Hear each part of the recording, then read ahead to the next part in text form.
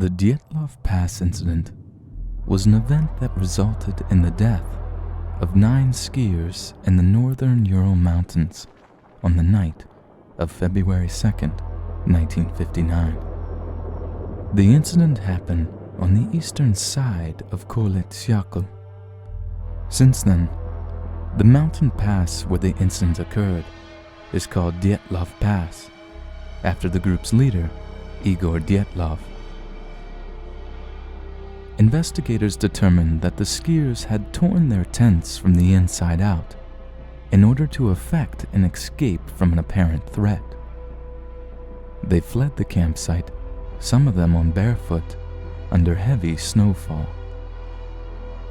Although the bodies show no signs of struggle, 2 victims had fractured skulls and broken ribs, absent contusion. Soviet authorities determined that an unknown compelling force had caused the deaths.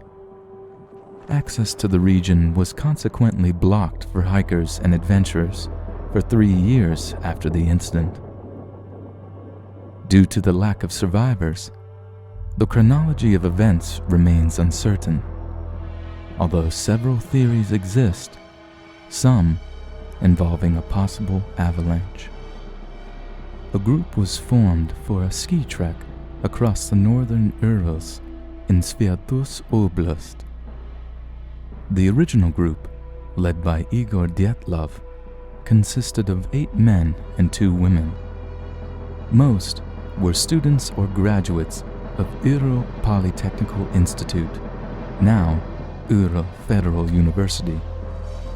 The goal of the expedition was to reach Atyotin, a mountain 10 kilometers or 6.2 miles north of the site of the incident. This route, in February, was estimated as Category 3, the most difficult.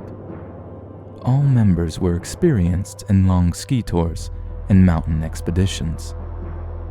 The group arrived by train at Ivdel, a city at the center of the northern province of Sviatuz Oblast, on January 25th. They then took a truck to Vizhai, the last inhabited settlement so far north. They started their march toward Otyorten from Vizhai on January 27th. The next day, one of the members, Yuri Yudin, was forced to go back due to illness. The remaining group of 9 people continued the trek. Diaries and cameras found around their last campsite made it possible to track the group's route to the day preceding the incident. On January 31st, the group arrived at the edge of the highland area and began to prepare for climbing. In a wooded valley, they cached surplus food and equipment that would be used for the trip back. The following day, February 1st, the hikers started to move through the pass. It seems they planned to get over the pass and make camp for the night on the opposite side. But because of worsening weather conditions, snowstorms and decreasing visibility, they lost the direction and deviated west, up towards the top of Kolechakl, a mountain whose name in Mansi means dead mountain. When they realized their mistake, the group decided to stop and set up camp there on the slope of the mountain rather than moving 1.5 kilometers or 1 mile downhill to a forested area which would have offered some shelter from the elements. Yudin, the lone survivor, postulated that Dyatlov probably did not want to lose the altitude they had gained, or he decided to practice camping on the mountain slope. Before leaving, Dyatlov had agreed he would send a telegram to their sports club as soon as the group returned to Vizhai. It was expected that this would happen no later than February 12th, but Dyatlov had told Yudin, before his departure from the group, that he expected to be longer. When the 12th passed and no messages had been received, there was no immediate reaction, as delays of a few days were common with such expeditions. It was not until the relatives of the travelers demanded a rescue operation on February 20th that the head of the institute sent the first rescue groups, consisting of volunteer students and teachers. Later, the army and militia forces became involved, with planes and helicopters being ordered to join the rescue operation.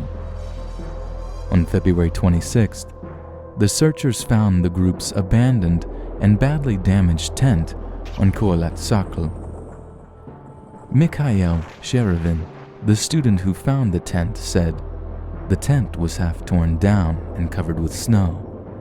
It was empty, and all the group's belongings and shoes had been left behind."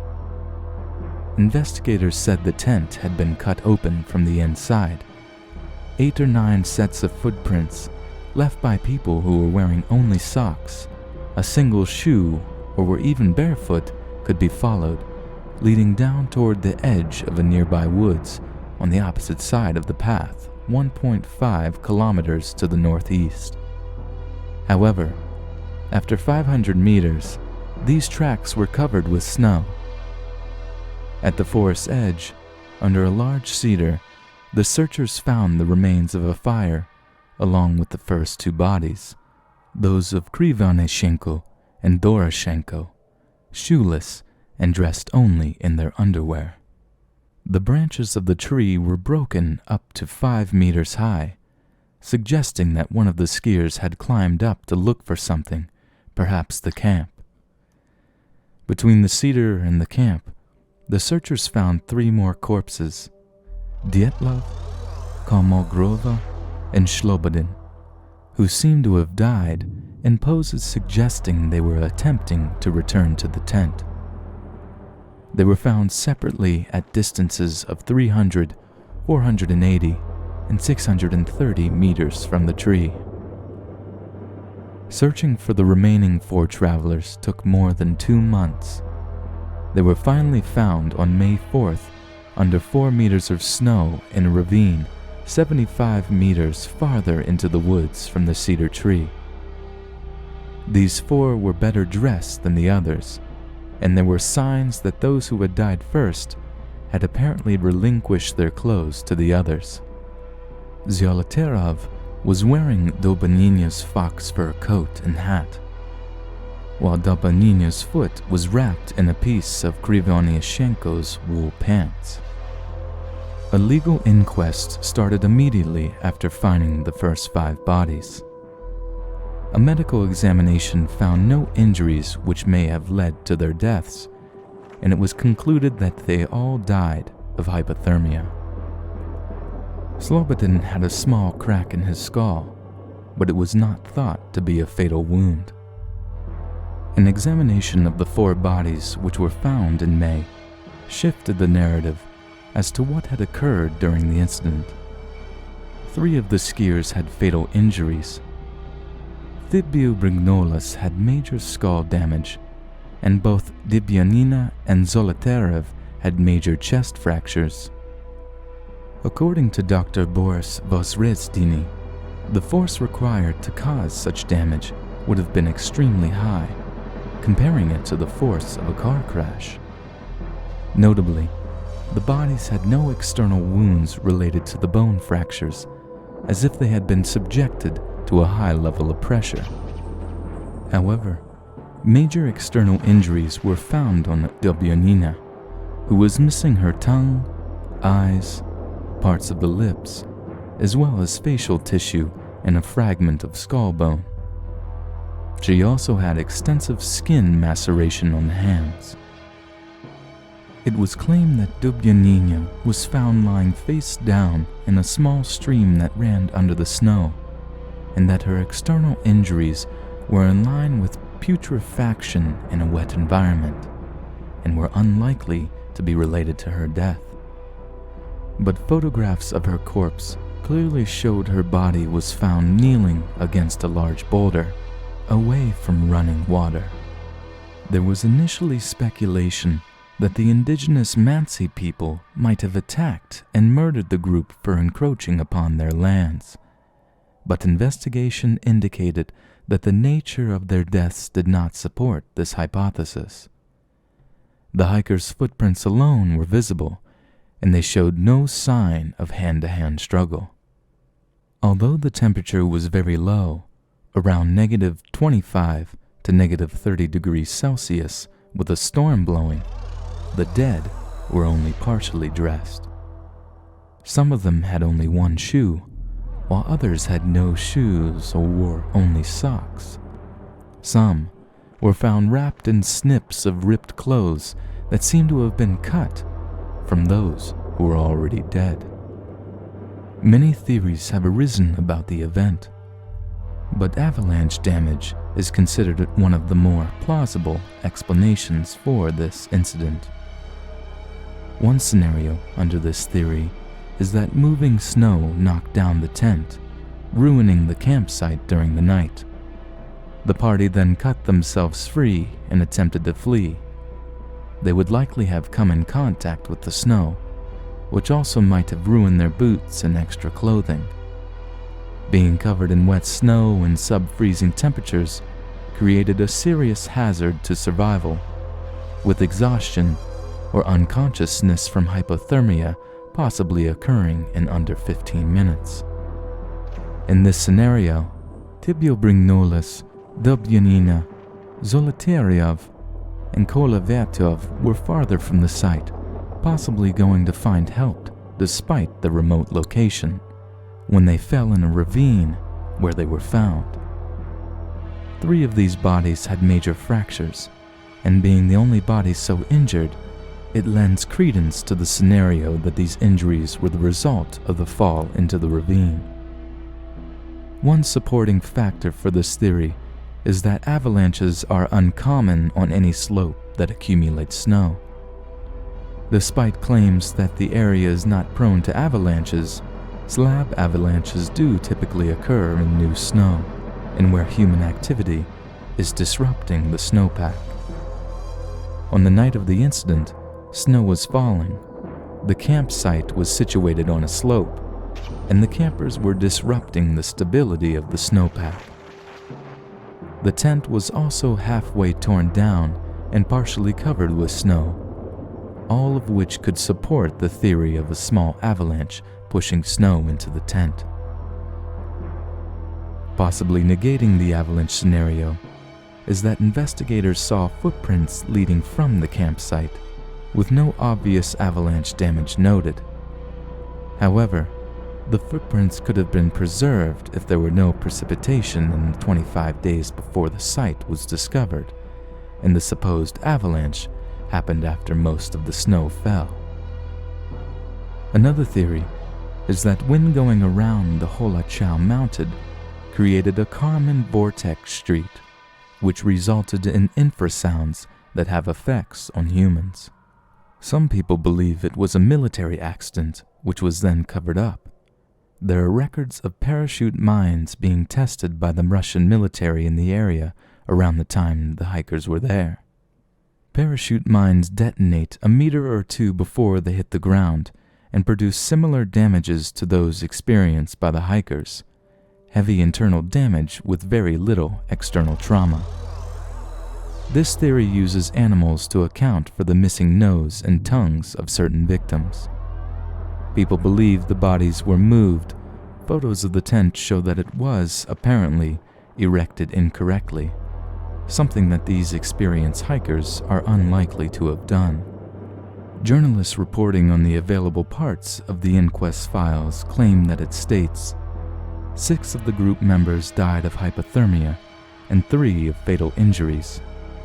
There were no indications of other people nearby on Kyoletsekul apart from the 9 travelers. The tent had been ripped open from within. The victims had died 6 to 8 hours after their last meal. Traces from the camp showed that all group members left their campsite of their own accord, on foot. To dispel the theory of an attack by the indigenous Mansi people, Dr. Boris Vasrasteni stated that the fatal injuries of the 3 bodies could not have been caused by another human being, because the force of the blows had been too strong and no soft tissue had been damaged. Forensic radiation tests had shown high doses of radioactive contamination on the clothes of a few victims. Released documents contain no information about the condition of the skier's internal organs. There were no survivors of the incident. The final verdict was that the group of members all died because of a compelling natural force. The inquest officially ceased in May 1959 as a result of the absence of a guilty party. The files were sent to a secret archive, and the photocopies of the case became available only in the 1990s, although some parts were missing. Some researchers claim some facts were missed, perhaps ignored by officials. 12-year-old Yuri Kuntsevich, who would later become head of the Yekaterinburg-based Dyatlov Foundation, attended 5 of the hikers' funerals and recalls their skin had a deep brown tan. Some of the hikers' clothing, 2 pants and a sweater, were found to be highly radioactive. Another group of hikers, about 50 kilometers south of the incident, reported they saw strange orange spheres in the night sky to the north, likely in the direction of the Kyulatsiako on the night of the incident. Similar spheres were observed in Ivdel and adjacent areas continually during the periods from February to March 1959 by various independent witnesses, including the Meteorology Service and the military. Some reports suggest that there was a great deal of scrap metal in and around the area, leading to speculation that military had utilized the area secretly and may have been engaged in a cover-up. The last camp of Dyatlov's group was located on the direct path between Baikonur Cosmodrome, where some test launches of the R-7s were executed, to Kyurnoye-Gaba, Nyuvya Archipelago, which was a major nuclear testing ground of the Soviet Union. In 1967, Svierdlov's writer and journalist Yuri Yerevoy published the novel of the highest degree of complexity, inspired by the incident. Yerevoy had been involved in the search for Dyatlov's group, and at the inquest as an official photographer during both the search and the initial stage of the investigation, and so had insight into the events. The book was written during the Soviet era when details of the accident were kept secret, and Yerevoy avoided revealing anything beyond the official position and well-known facts. The book romanticized the accident and had a much more optimistic end than the real events. Only the group leader was found deceased. Yerevoy's colleagues say that he had alternative versions of the novel, but both were declined because of censorship. Since Yerevoy's death in 1980, all his archives, including photos, diaries, and manuscripts, have been lost. Anatoly Gushchin summarized his research in the book The Price of State Secrets is 9 Lives. Some researchers criticized the novel due to its concentration on the speculative theory of a Soviet secret weapon experiment, but its publication led to public discussion, stimulated by interests in the paranormal. Indeed, many of those who had remained silent for 30 years reported new facts about the accident.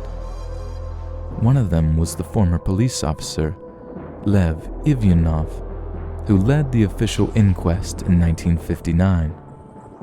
In 1990, he published an article which included his admission that the investigation team had no rational explanation for the accident.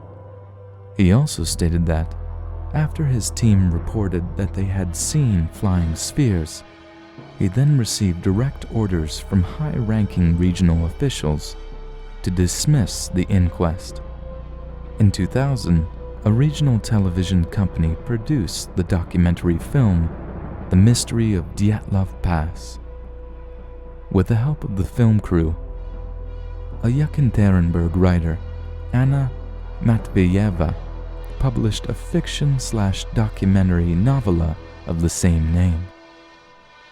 A large part of the book includes broad quotations from the official case, diaries of victims, interviews with searchers, and other documentaries collected by the filmmakers.